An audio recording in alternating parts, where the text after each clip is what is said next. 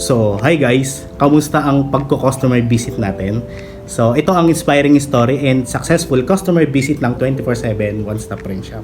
Ang prospect ko ngayon ay healthcare naman sa Dr. Jose Fabella sa Mitayuman. So, as you can hear, hospital naman, hindi small business, hindi office, hindi cafe. It was a challenging experience for me to engage and communicate effectively since we are speaking with medical professionals. Ibang-iba sa mga prospect na nakakausap natin usually. So, however, despite the pressure and difficulty, we remain confident. Sana kayo din at nakabenta kayo palagi pag nagko-customer visit kayo. So, this is my second time na pumunta sa kanila. Nag-customer visit ako dito this May. May nakausap akong admin and doctors, isang department.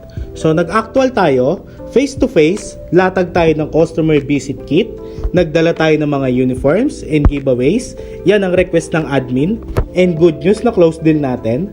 20 pieces ng PQ collar with Embro worth 6,000. Overall, smooth ang flow ng conversation. After a week, dineliver natin sa kanila yung mga items. And also, may mga nag-walk-in dito sa head office natin, nagpa-additional ng mga scrub suit with Embro. Thank you, Transfer It, for the wonderful transaction. Nice doing business with you, Transfer It. Okay.